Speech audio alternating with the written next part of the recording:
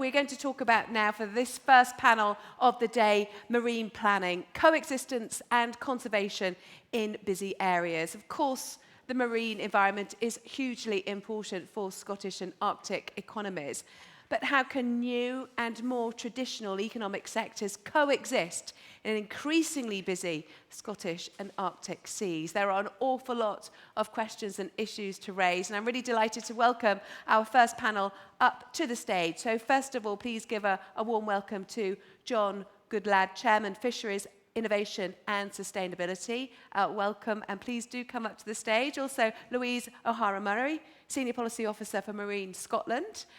Jan Gunnar Wintner, who's Director of the Norwegian Centre for the Ocean and the Arctic, and Michelle Sanders, Alternate Permanent Representative of Canada to the International Maritime Organization. Welcome to all of you. It's great to see you in person. We've had chats online. And I'd really like to just start off, really, Michelle, with you, because we have had the background to all of this, a really significant agreement reached with the United Nations on the protection of the world's international waters. Now, I know it doesn't directly relate to the Arctic region, but what do you think this says about the extent to which it's a game changer in how cooperation and collaboration, when it comes to the seas, can really make a big difference? Absolutely. Yeah, Canada was very pleased to see the conclusion of the Biodiversity Beyond National Jurisdiction, BBNJ Treaty. The United Nations Convention on the Law of the Sea was the last major convention that was concluded for the protection of the oceans and activities in the ocean. So the BBNJ, it complements it really well.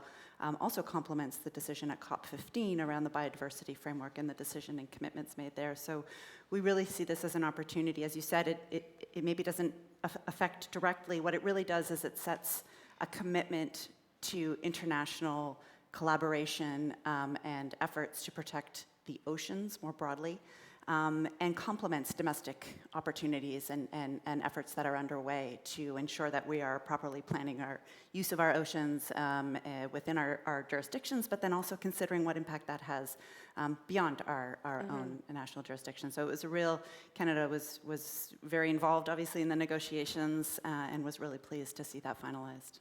Okay, and what do you think, these international agreements, others, for example, in Montreal and Paris, how do you think they should be addressed in national politics to kind of really ensure that the ocean isn't taken for granted? I think they are very important, and they will also be reflected in national responsibility and policies. I think the big debate in academia is, what does it mean by protecting 30% on land and also in the ocean? Is there no-take zones? Is there possible with activity and also protection? I think there are many nuances. And of course, these agreements need to be implemented. So at the end of the day, that's the test, if you are able to implement it. And then it's quite, let's say, sophisticated and many different ways of doing that. And that still remains to be seen. How do we actually go from 30 by 30 into the realities and in practice? Well, you're dealing, Louise, with the realities and the practice right now, aren't you, for planning for Marine Scotland. So can you just explain how really you're trying to balance it? We heard from State Secretary Norval about when it's gone wrong effectively with wind farms on land. What are you trying to do right from the planning stage to ensure that coexistence really is given the priority? So here in Scotland, we've introduced a sectoral planning process. It's an integrated process which brings consultation and assessment of socioeconomic and excuse me. Do you know what? I'm going to stop you there. Have a drink of water, and I'm going to bring in John Goodlad, because we can come back to that point in just a little bit. John, you're Chairman of Fisheries Innovation and Sustainability, but you're also a very proud Shetlander who's written a book as well, The Salt Roads, How Fish Made a Culture. We talk a lot about fisheries sometimes in a way that they're perceived to be part of the problem, but how do you think they should be actually seen as part of the solution? Yeah, absolutely. I think that somebody made the point that fishing is a traditional industry. That's full of all kinds of connotations. It's declining, it's old. Let me make one thing absolutely clear. Scotland has many connections with Scandinavia, with the Nordic countries, with the Arctic countries, and one of the most important connections and similarities is the importance of the seafood sector. Scotland produces almost 700,000 tonnes of fish caught and farmed, with a first-hand value of £1.6 billion. That places Scotland up there with Norway, with Iceland, with Faroe, with some of the big Scandinavian seafood producers. The sea is a wonderful source for producing high-quality food. And Scotland should never forget it has this wonderful resource of the sea to produce all that food. And that's why I'm a little bit nervous about the big slogans, close 30% by 2030. The devil is in the detail. Of course, there can be coexistence, but seafood is so important to the Scottish economy. It's so important to coastal communities, and it has the potential, particularly with fish farming, to become, as it has in Norway, even more important. So it's not it is a traditional industry, but it's an industry with a glorious future of expansion and development, and it needs access to the wonderful sea to be able to do that. So do you really fear that if we have so finely focused, we've got this razor-sharp focus on the net zero targets, that actually you could become a casualty? I think if it's done properly, as the example of Norway was used earlier on, if it's done properly and there's due care taken, then of course it can be done very well. But in the drive to net zero, let me make another point. And this perhaps not a lot of people are aware of this. We've all got, in the race to net zero, be aware of our carbon footprint. We've all got a personal carbon footprint. Every time we fly, every time we buy clothes, every time we eat, we have a personal carbon footprint. We all have a responsibility to try and reduce that. Looking at the carbon footprint of protein production, seafood is incredibly low. Beef has a carbon footprint of about 40 or 50 tons of CO2 or greenhouse gases for 1 ton of beef. Lamb and pork's 12 to 15, chickens as low as 6. Fish can be as low as 0.5 to 3.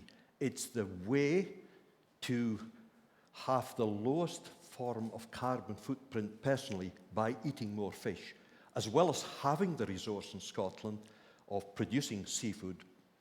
We can make a huge contribution to our personal carbon footprint by eating more fish. And as I say in my book, if you want to save the planet, eat farmed mussels for a starter and mackerel for a main course. Fantastic. That's a great tip.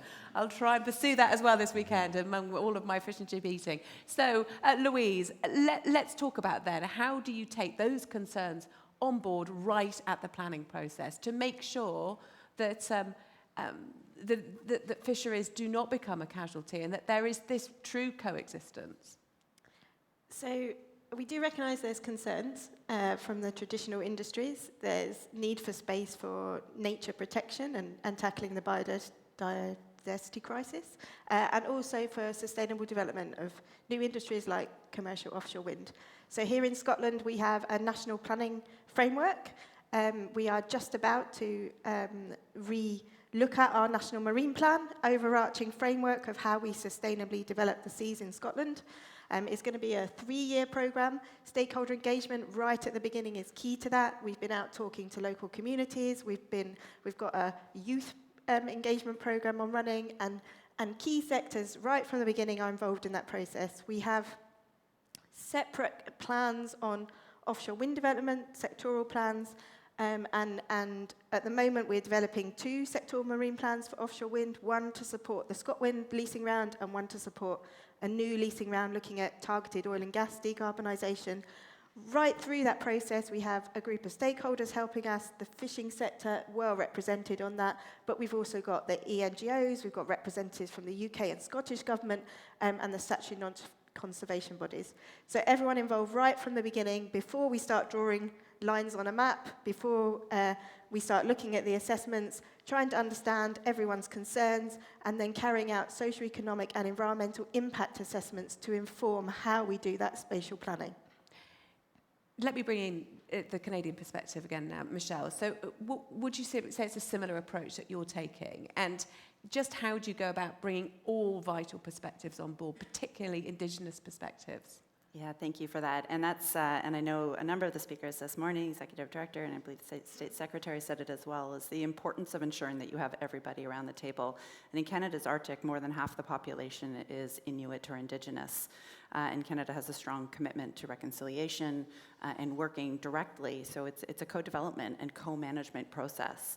So we have a number of examples underway right now, including the development of low-impact shipping corridors, for example. So with the increase in shipping in the Arctic, I mean, it's with the melting sea ice right now, it's a significant concern for Arctic communities.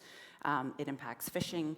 You've got longer fishing season, but you've also got more access, more vessels coming in, more cruise ships coming in, so tourism, so port infrastructure, impact on coastal erosion. I mean, it goes on and on of what those potential impacts are in the communities, not to mention the impact on the Indigenous rights. So they have a number of rights enshrined in treaties that the Canadian government has signed with the Indigenous community that protects their rights to fishing and sustainability.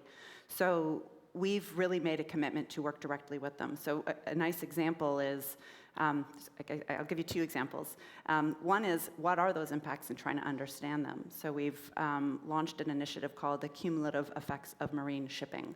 And essentially, it's a study to figure out what are those effects. How do I identify what the kind of priority pathways of effects are of when you see the increase in shipping on the local community, on the infrastructure, on the sustainability of the communities in the Arctic. And this is being done directly with the Kikitani Association, which is one of the Inuit Association in Canada, and it's being done together. It's identifying and working, hand in hand with the Inuit community, as well as with the sector and environmental groups and scientists to really understand and dig into what are these effects, how do they actually impact the communities, and how do we adapt, how do we mitigate. First mitigate and or adapt. What do we need to do to our infrastructure to actually be able to develop sustainably, ensure these industries and sectors can continue to thrive, continue to protect the rights of the Indigenous communities, but ensuring that we're ready for it. And then kind of a more practicals with the low shipping impact corridors is, can we identify routes? And this is one of the opportunities, while shipping is regulated internationally through the International Maritime Organization, domestic jurisdictions have the ability to recommend routes that the IMO then kind of sanctions and says, we're asking routes because this is a sensitive area, because this is where Indigenous rights are practiced, because this is where, a particular endangered fish population or a migratory route for caribou, for example, is another one that's actually impacted by the increase in shipping, interestingly.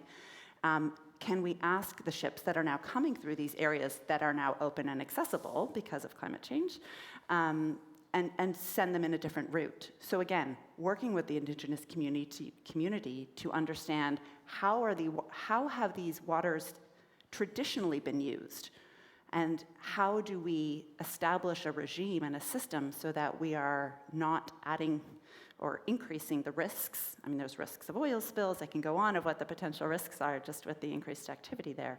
And then co-managing that together.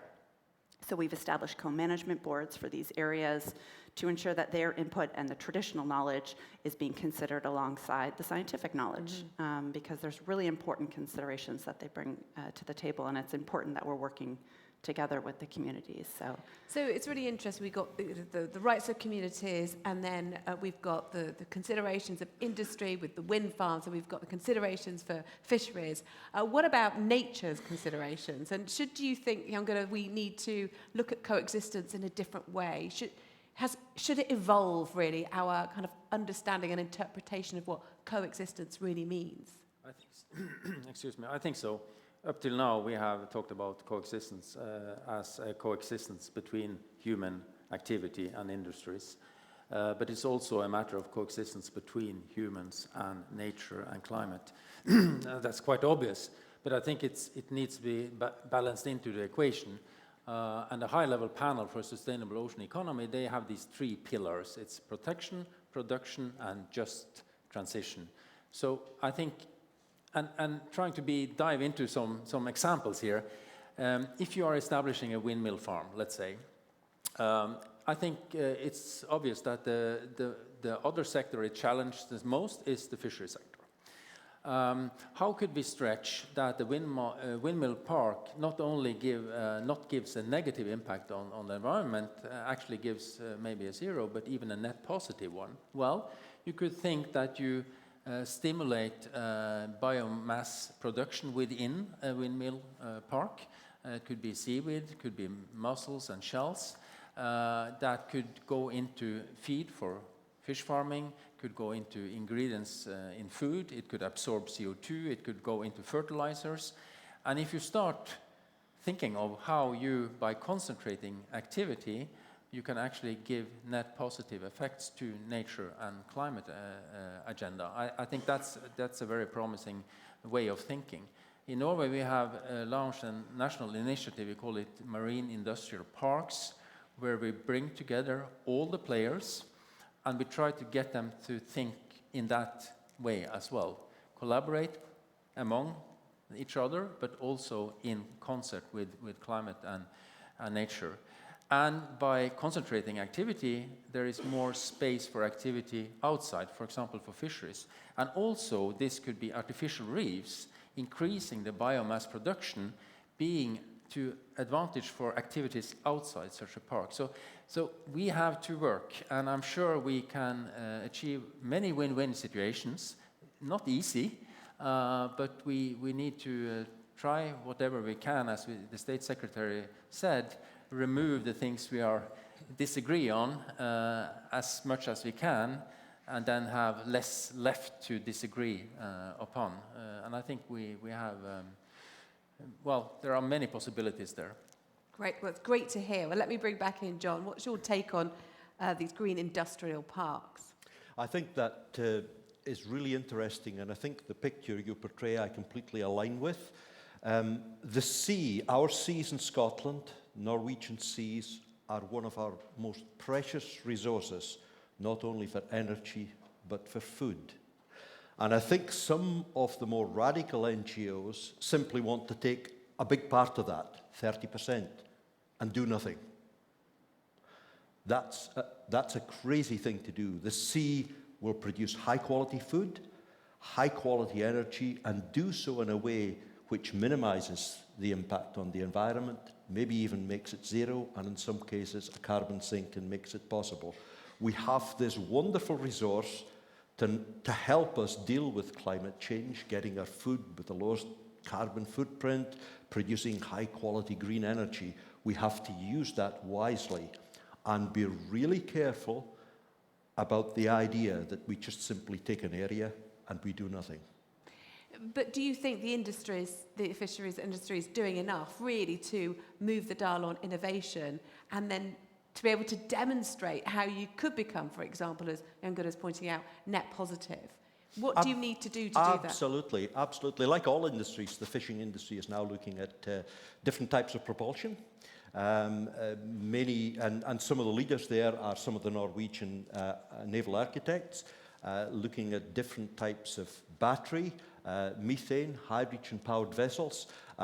We're on the cusp of something very, very significant happening already in the fish farming sector in Norway. Many of the vessels that go out and work in the fish farms and come back at night are battery-powered, completely electrical, not diesel at all.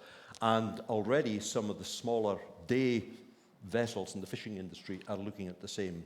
So the seafood industry is already ahead of the game because it produces food with the lowest carbon footprint, but it's upping its game in terms of even reducing that very modest carbon footprint it has. When you say the seafood industry as a whole, though, there are plenty of pockets within it that are resisting change as well, aren't there? And how do you get over that? For example? Well, for example, in Greece, for example, the big shipping companies have also been really backwards in coming forwards in adapting fleets. You're talking about shipping companies in Greece. I'm talking about the seafood industry in Scotland. Okay, but would you say, are you completely happy with the fact that, is everybody on board? Would you say they're all progressing at the same rate? Because we heard from the State Secretary Norval that actually there's a report out from Norway just today saying you have to do everything much faster. My question is, do you really feel you're going fast enough in the seafood industry? Nobody is ever going fast enough. But I think we've made enormous strides. I'm just delighted with the response by the fish catching sector, the fish processing sector, and the fish farming sector in embracing green energy.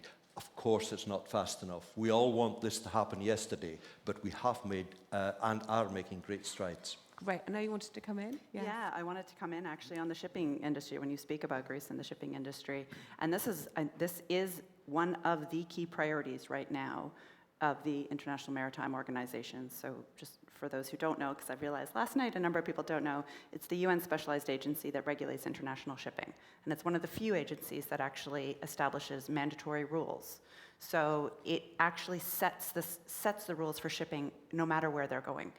And by July needs to decide on the revised IMO GHG strategy, which right now is pushing for an ambition, and Canada is pushing for this along with many of our allies for zero by 2050, which means zero GHG emissions by 2050 from the shipping sector, which is significant. How fast can you go? I mean, it will require an incredible commitment. And what we are seeing, and this shift is happening, and we're seeing this convergence now from the industry, from many of the countries who had previously perhaps been a little bit less ambitious. There's always some that remain a little less ambitious.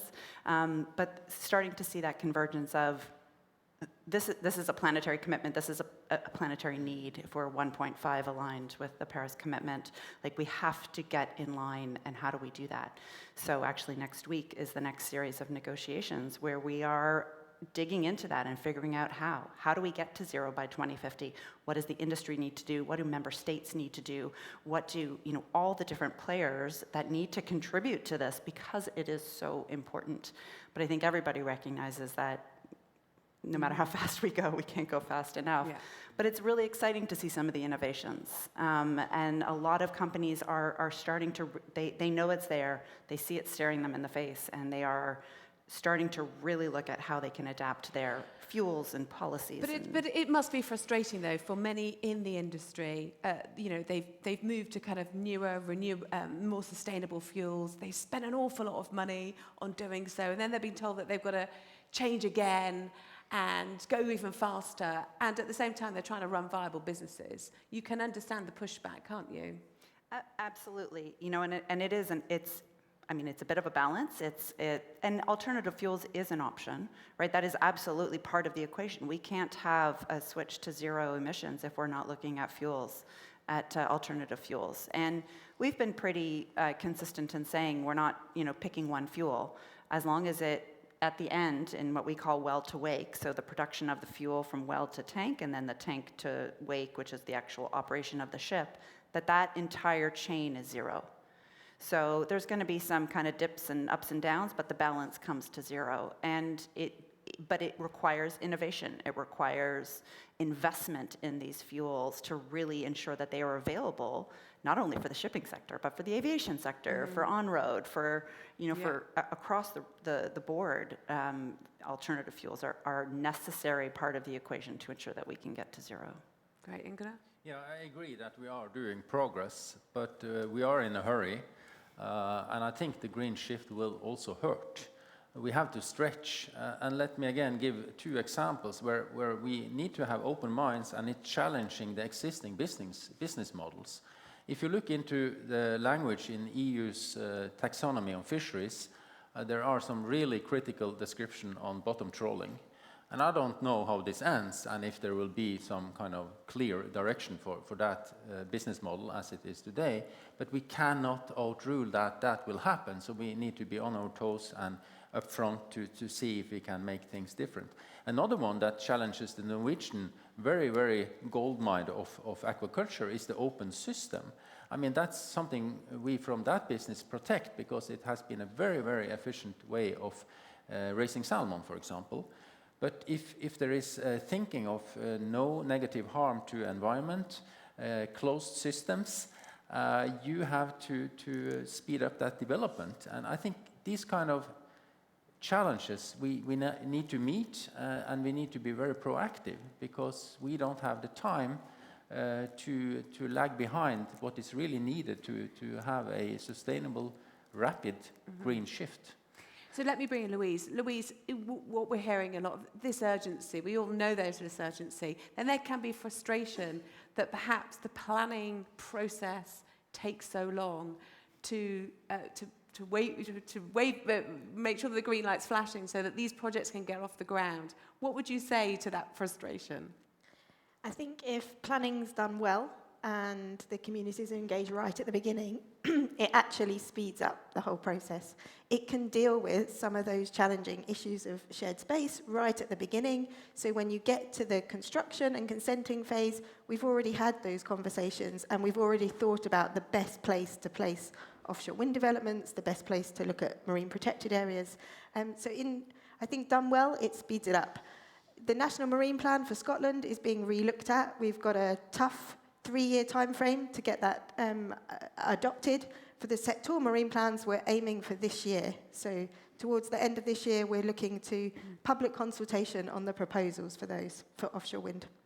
And what Michelle was talking about is highlighting from the national perspective where perhaps when new shipping routes do open up, where you want those to go. Do you have capacity within that marine plan to make those suggestions to the IMO? So the shipping routes, we work a lot with the shipping sector to look at the established routes in Scotland and the preferred routes, and they are taken account in the data gathering process. And then we engage a lot with UK Chamber of Shipping, the ports authorities, etc., on their plans for expansion, so we can build that information into the proposals for the National Marine Plan. Okay, thank you. It's good to know. I'd like to open the floor to questions. So if anybody's got a question, do raise your hand. There is one just over there. If the microphone could go to the question, I'm just going to ask one thing to John as well, just before we take that question. What help do you think your industry needs to ensure that you can really put your foot down on the innovation that we've just been talking about? I think two things. I think, first of all, a clear recognition by the Scottish Government that the seafood industry is not only important, but it has the potential to grow, and a clear demonstration that it is going to be able to grow, both in farming and catching, and that any other developments in the sea area don't compromise that potential for growth. That's the first thing. And the second thing it needs from Scottish Government and from academia and researchers is everybody's got to focus on how do we make the industry greener quicker. There's already a lot of good work going on, particularly with the organisation I chair, Fisheries Innovation Sustainability, looking at how vessels are powered and so on, which we've spoken about. So that's the two things that we're looking to Scottish Government to help us with. Okay, thank you. Let me take that question in the middle. Yeah, hello everybody. Welcome to Aberdeen. Nice to have you here. My name is Tavis. I'm from the University of Aberdeen. So I just want to cast maybe a bit of a constructively critical eye over marine planning, and some of the impressions I got from all the speakers that marine planning is going ahead and it's great and it's here. Actually, there's some real troubles with it. So it faces two existential problems. One is of speed and pace, to meet the climate emergency, and particularly our 2030 targets, and that includes planning and consenting for offshore wind, which is a major problem. The other is it faces reforms and challenges. I don't think it's a particularly democratic process. I think it faces a democratic deficit, particularly in its engagement with Indigenous people, particularly with its engagement with coastal communities, particularly with its engagement with small-scale fishing and other small-scale users who are usually ostracized from the large-scale marine planning process. So we need to speed it up, but we also need to make it better. Thank you. Let me take first of all, the democratic deficit. Do you believe that there is one, John? I think the jury's out. The process is underway. Let's see what the outcome is. I think the Scottish Government are making all the right kind of noises, provided there's proper consultation, provided the interests of all the coastal communities and these really important interests are taken into account. It's very important. I am intrigued by the question. You mentioned Indigenous communities. I'm kind of trying to wonder in a Scottish context who they might be. In the Norwegian and the Arctic. Oh yeah, I thought you were talking about Scotland. Sorry. Consider the Western Isles, where people also could be considered indigenous and community interests in the Western Isles and other parts of Scotland. Jan Gunnar. Yeah, in Norway we have also an integrated ocean management system, very much like Canada and Scotland, and it works very well, and it has embedded what you address, also the stakeholder involvement, including indigenous people. So I don't think the system is weak or wrong, but I agree that we need to special care, making sure that we have involvement and good processes. When it comes to the speed part of your question, that's a real challenge, and I can't give any recipe on that, but I think we have to look into every possibilities to speed up the processes to meet the challenges that we have ahead. But the system, I think, is in place. In Norway, there are sectoral legal instruments, so it's a legal instrument for aquaculture, one for fishery, one for petroleum, and so on, and then it's the horizontal integrated ocean management. And it's not perfect, but I don't see an alternative being better.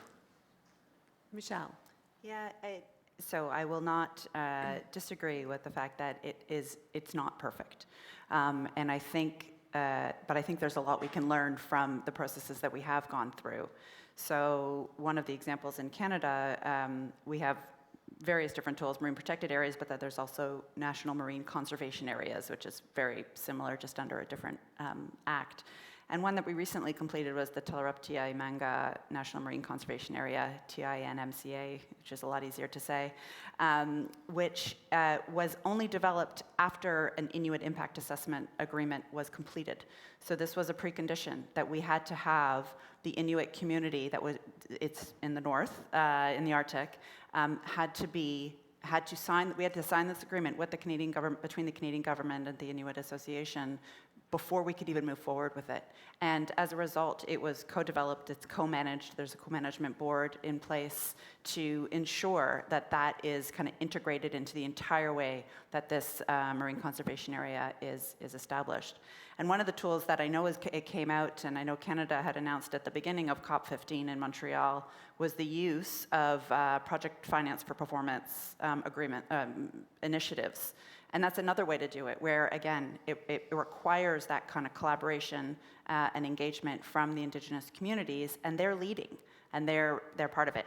It is not, I'm not trying to sugarcoat and make it sound like it's super easy, but it's imperative. And what we are seeing is that when we take that step and ensure that that is how we start, a little bit to Louise's point, if you started on the right foot, it does pave the way for better co-management down the road. Thank you. There's a question just here.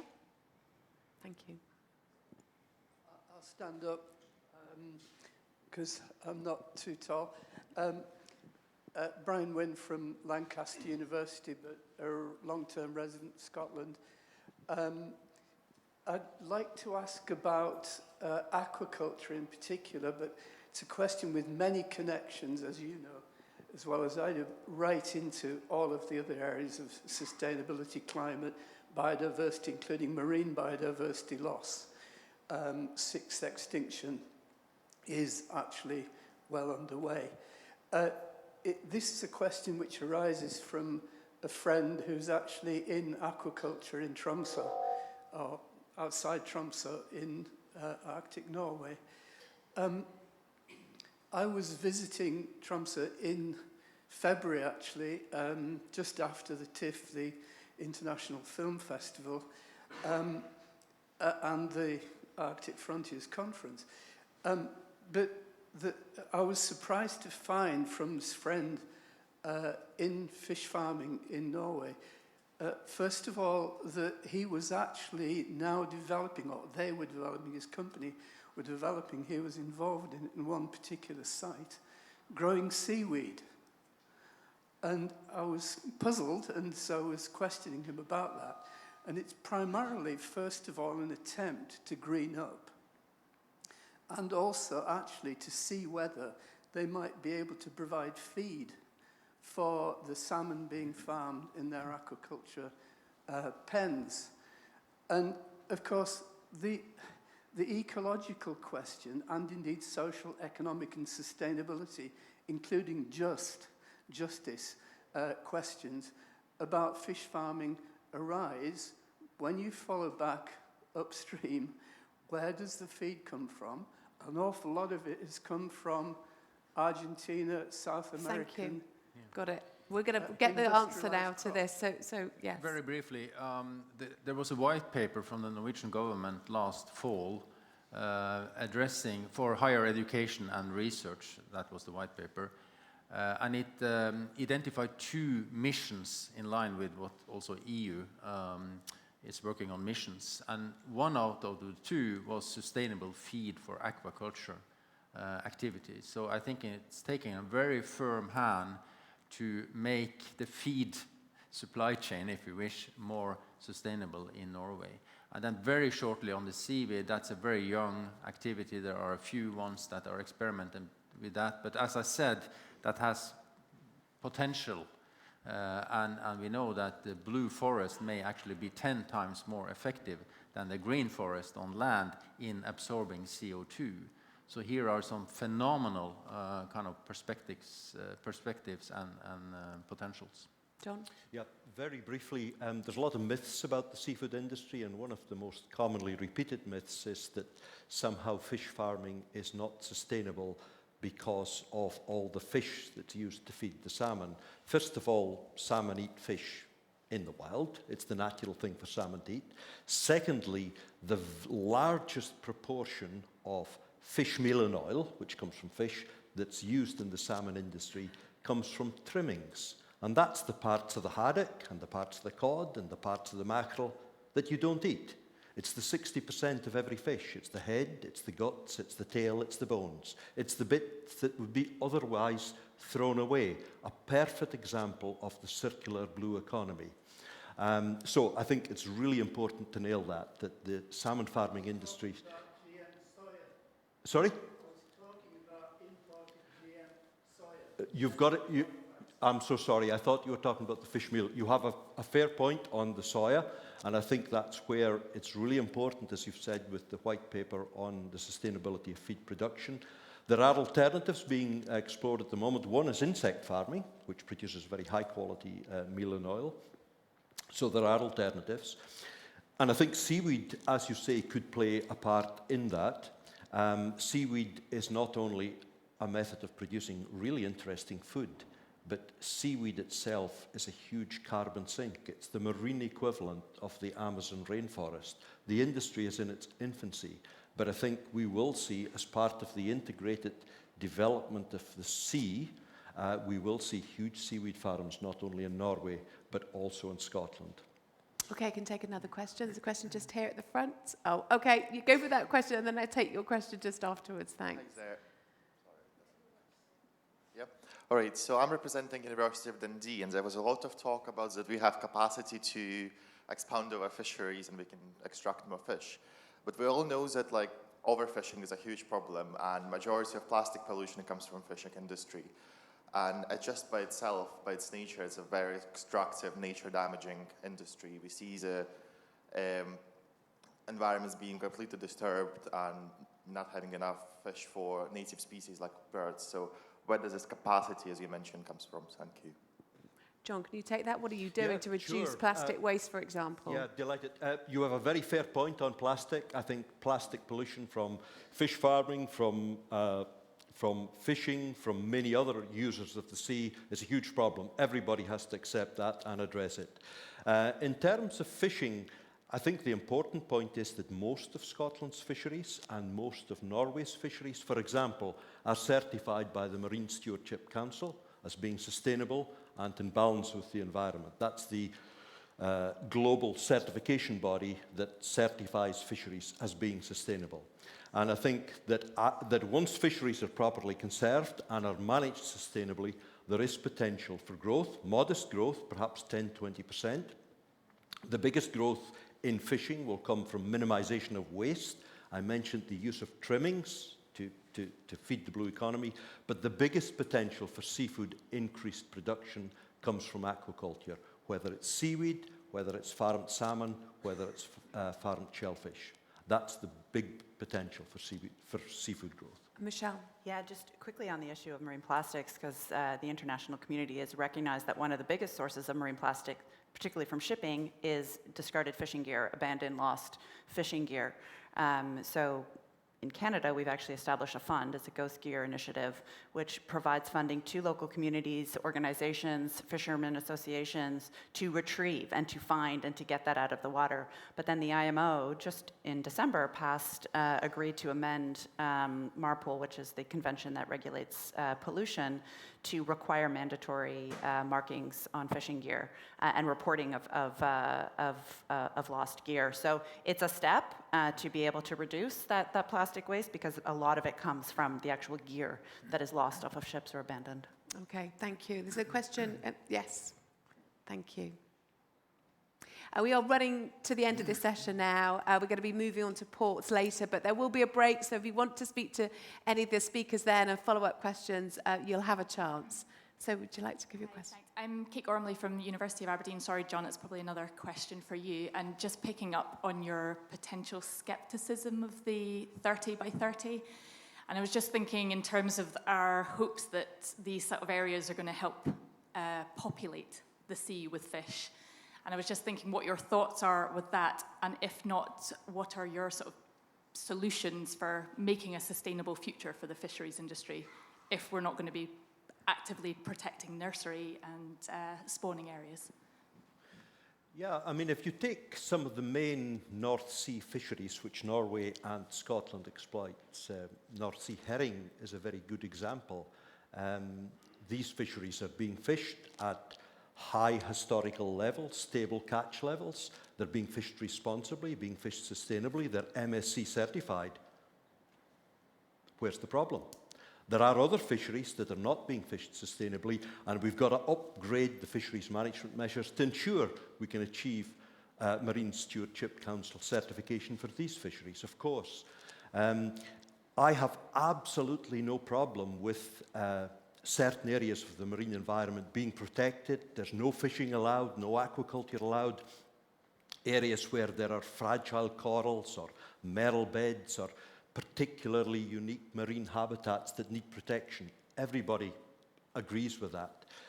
But to close areas to fishing and fish farming, to fishing as a fisheries management tool, when there are plenty of fisheries management tools, quotas, bycatch, net design, gear restrictions and so on, that lead to well-managed fisheries that are MSC certified, why should closed areas, when they're not needed, be used as a fisheries management tool? Okay. Susanna? Yes, go ahead. Just to make a plug, that the current consultation on highly protected marine areas and potential for fisheries management has been extended, so it's now closing on the 17th of April. So if anyone does have views, we'd really love to hear them, and please contribute to that consultation. Thank you very much, Louise. Michelle? Just to pick up on John's point of why would we ever close, I do want to give one example, though, of why we might. And when we're talking about the protection of the marine environment, that question of why are we not talking about the environment and just not just industry. So in Canada, we have a species on the west coast of Canada. It's got two main threats: lack of prey, lack of food, and underwater noise from ships. And they intensify each other. So if you have less food, and you've got a lot of noise from the ships, you can't find them. So we've had to close some areas for fishing because the main source of food is the salmon.